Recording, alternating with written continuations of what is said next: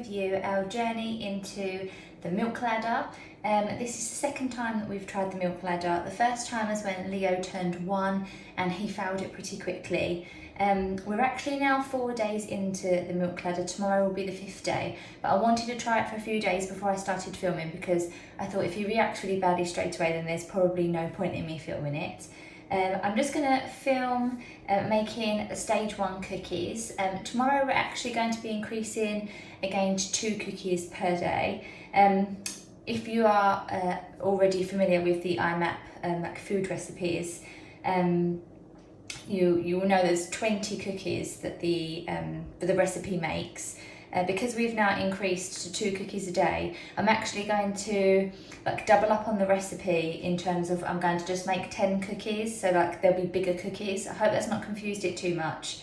But where there's fresh ingredients in these, they don't actually last that long in the cupboard, so I actually ended up throwing the first batch pretty much half of them away because they just don't last.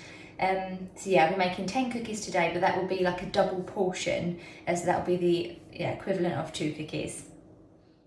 Where Leo is wheat free, I'm just going to add 1 cup of rolled oats that he normally has with his porridge into a blender, and I'm going to whiz that up so it's more of a fine powder.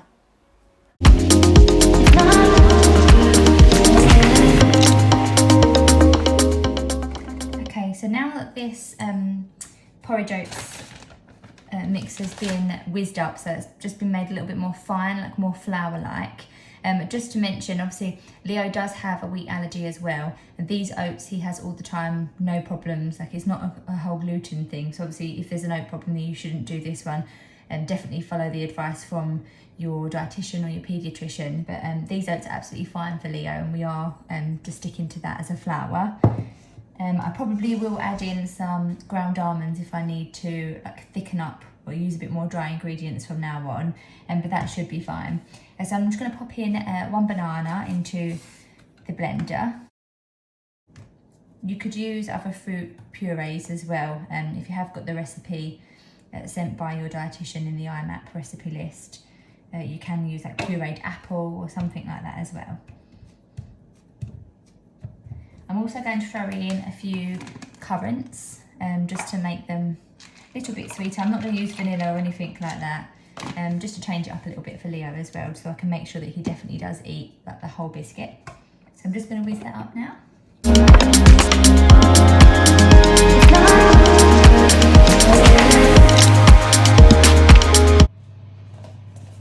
Okay, so the next thing I'm going to add is about 1/4 cup of, this is a dairy-free like butter, like a spread. This is the one from Aldi.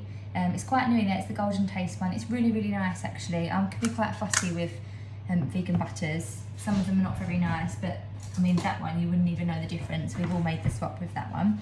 So about 1/4 cup. The most important bit for you to measure and make sure you've got correct is going to be your skimmed milk powder, and obviously making sure that you make the right amount of cookies. Obviously, as I mentioned before, we are going up to 2 cookies a day, but I'm just going to make 10 instead of 20 as specified in the recipe. So yeah, so he's getting the correct amount per day. Going to add in about 1/4 teaspoon of bicarbonate of soda. We use this in cooking all the time, so I know Leo's absolutely fine with this. I'm going to add in my banana and currant mixture. I cross my fingers. And I'm just going to get this all mixed up. All of a sudden it became reality. Don't care about no gold, no one else to hit my phone up, none of that.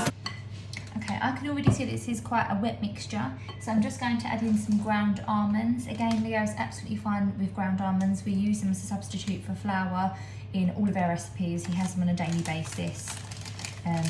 So yeah, we're not introducing anything new there. This is something that he would normally have. I think that's very important to consider when you're excuse me, doing the milk ladder, is try not to introduce anything else that's new that they could react to, because then you're obviously not going to get a true indication on whether they've passed each stage or not. So far so good for us. I mean, the last time we were already having symptoms when we attempted it before, so I think it was around about this point that we had stopped. yeah, hopefully we're a little bit better this time.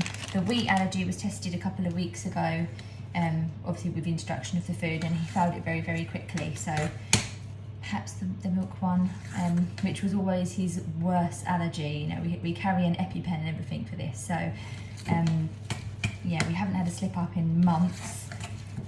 So I'm just hoping that, yeah, he's going to pass it this time.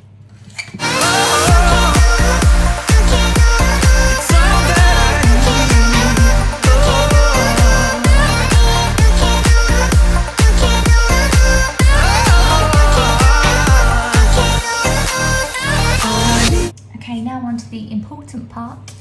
This is the skimmed milk that we're using. It is dried skimmed milk powder, and we're just adding 1 teaspoon in. As I say, it's the most important part that you actually measure. The rest of it you can kind of eyeball it, as long as you're getting the right amount. But yeah, this is going to be just 1 teaspoon, as you can see there. I'm just going to shake that over. And then we'll give that a really good mix to make sure that it's combined really well.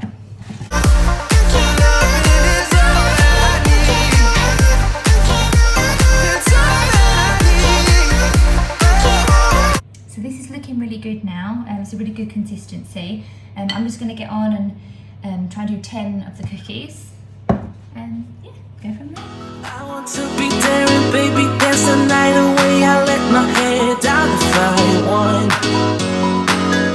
Don't you just get tired chasing fame and being pretty all the time? Doesn't sound like fun. You can do better. Let me show you what a good time looks like. You can do better. You can do better. Let me show you what a good time looks like. You can do better. I dare you to be wilder.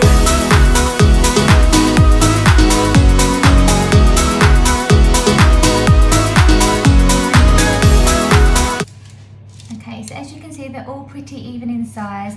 I've got 10 here, which is my double portion. I'm going to pop this in the oven for around about 15 minutes. The oven's preheated, or for when they're looking quite firm on top, I can take them out and test them. Yeah, so we'll see you soon. Whilst the biscuits are cooking, I thought I would just quickly pop on and say, obviously I'm not a dietitian, I'm not a consultant, a paediatric consultant, anything like that. So you should always follow the advice of your dietitian and your consultant, because it's really, really important.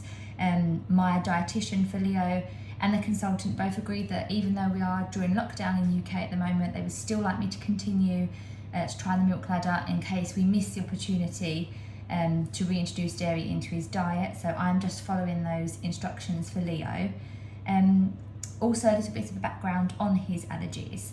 Leo is a non-IgE to both milk and wheat, although we have had a confirmed anaphylactic reaction to milk when it was consumed in quite a large quantity when we were on holiday, which was obviously absolutely awful, and it wasn't given to him. You know, we didn't know it had milk in it until after he'd eaten quite a lot of it, and then it was realised then. He immediately came out in hives, which has always been a reaction with Leo with milk. Like, he was covered on his face. We gave obviously Piriton immediately, and then it wasn't until about an hour and a half, 2 hours later, that it actually affected his throat. He literally, like, he was choking. That's the only way I could describe it. At the time, we didn't really know. We were obviously completely panicking, being in another country. But that is just our experience with it. It's completely baffled us when his skin prick test and then his blood tests came back as non-IgE. The consultants especially were just completely baffled, knowing what reaction he's had in the past. But yeah, I guess that's just how it is, really. I hope that you do find this kind of thing helpful, because it's nice to know, like, a mum that's going through it real time as well sometimes. It's great to obviously have all the proper information from your paediatrician and your dietitian and everything, but when you meet someone that's actually going through it, that's kind of why I wanted to share it, because that's kind of helped me the most when I've been looking online. So I will show you when we'll get them out the oven in just a sec.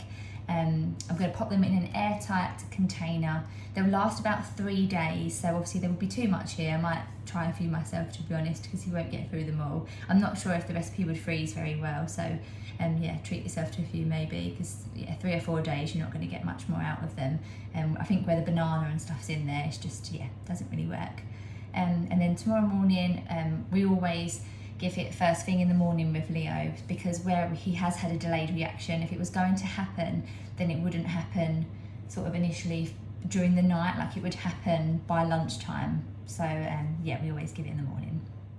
Baby, dance the night away. I'll kick my shoes off if I want. So this is how I served Leo's breakfast in the morning. Okay, so we're on day 5. We've just given Leo the double dose, the 2 biscuits worth. In fact, he was given it this morning. This is this evening. He's just having his pudding, which is just some frozen bananas, blitzed up into like a chocolate ice cream, completely dairy free.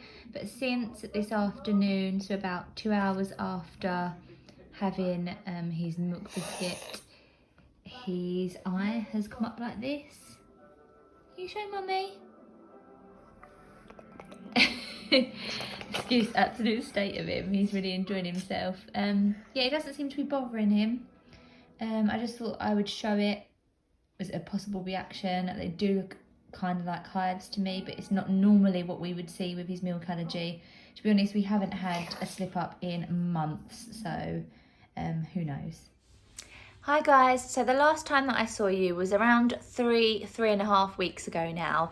I think the last clip that I showed, Leo had had a reaction and had kind of some really large like hives on his face. And we wasn't sure if it was to the, from the milk allergy, or whether it was something else entirely. He had been out like in the woods all morning, so we were a bit like, could it be something from that? I did give Piriton that evening and it did bring it down straight away. Apologies for the noise in the background. Leo just will not stop playing this little tune over and over.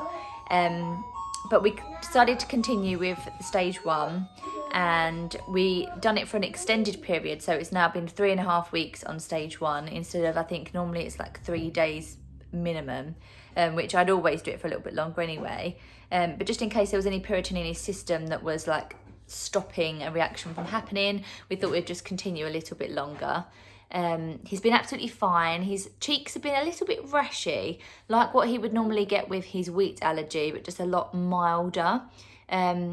So I'm going to sign this one off here as stage 1 complete, and we are now going on to stage 2 of the milk ladder. I will of course keep you posted, and we'll continue to film our journey, because I know how nice it is sometimes just to be able to follow like a real mum going through it.